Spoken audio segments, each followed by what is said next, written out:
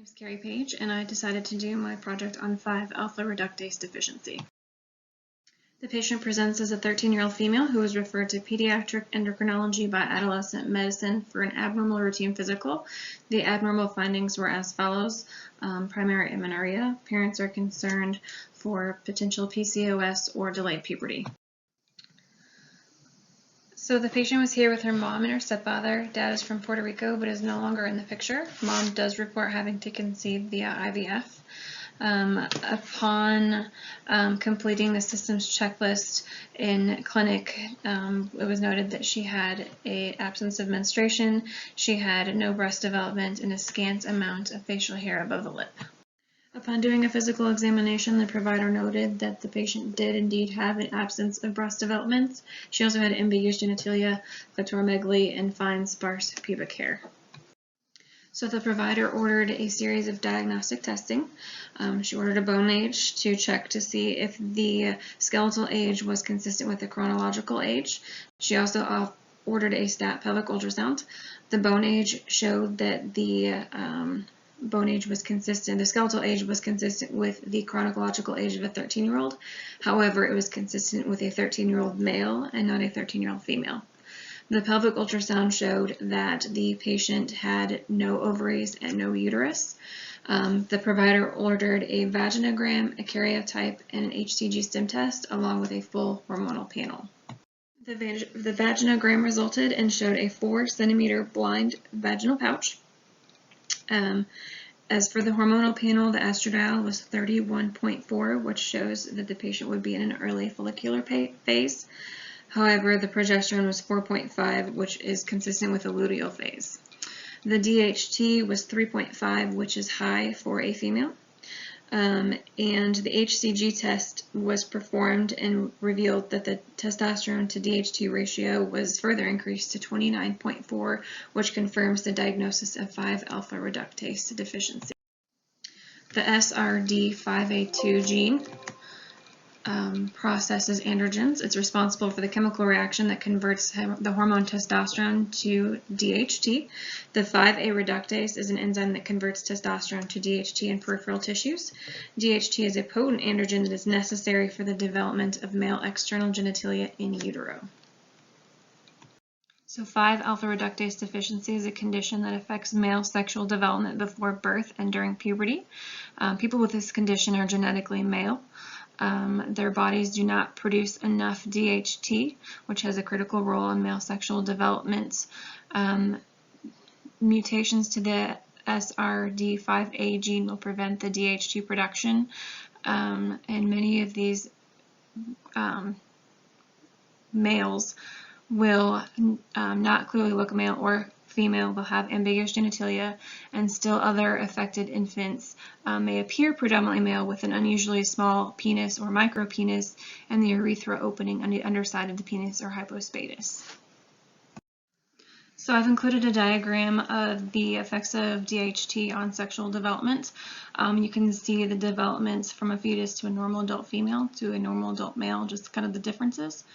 And you can also see the difference when the male is 5A reductase deficient and kind of how that deficiency affects the different structural developments. So the amount of testosterone produced during puberty is enough to cause virilization of the phallus. This can cause an increase in testicles, cause facial hair, broad shoulders, thin hips, and Adam's apple, changes in the voice, and voice crackling. So some family and patient considerations to think about are legal implications. A lot of times these kids are raised as females, and then, if they have the desire to change into a male, a lot of states will not allow that to happen until a child is 18. There can be effects on fertility. They may have to consider IVF, or if they decide to become a female, they obviously will not be able to carry a child.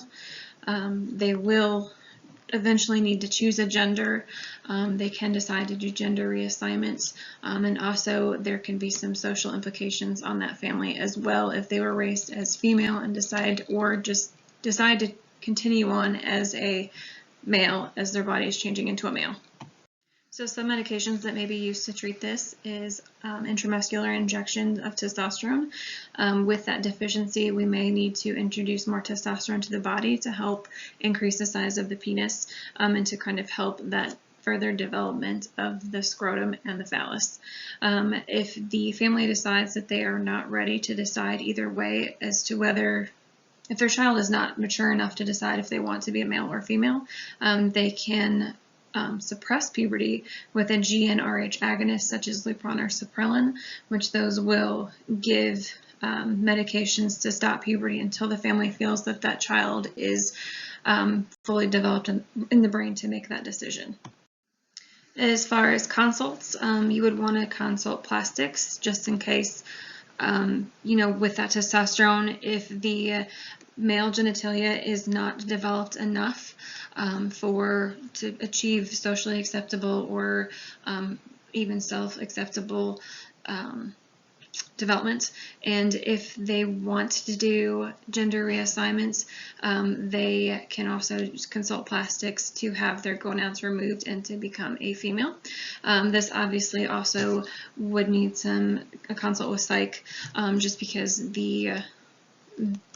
just the amount of pressure and just the trauma the family would go through of, thinking that, your daughter is a daughter for 13 years and then to find out that genetically your daughter is now a male.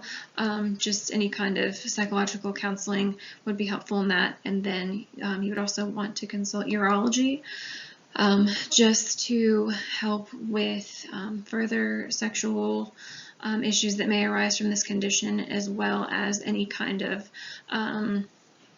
developmental issues that may arise from this for fertility, even like from the prostate or anything like that if it's underdeveloped, and to help kind of consult with plastics to ensure everything is the way that it needs to be and functioning the way that it needs to be. And then you would want to consult genetics just to make sure that for future implications for children, if they want to have children, to see if they would carry this on to their children. So nursing considerations, obviously you want to be sensitive to this matter. There's a lot of social implications that can come with this, a lot of societal pressure, if it's accepted in their culture, if they're really religious.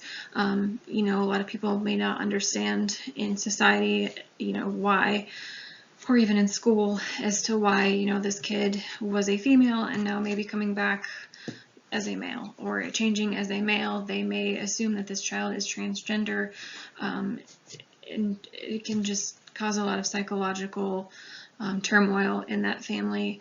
Just kind of reassuring them and kind of educating them along the steps of, kind of what to expect with their body, what kind of changes to expect, and giving them resources to kind of help them to have a support group. And then you can also educate the family on medications, on the testosterone, on the intramuscular testosterone, on how to inject that medication.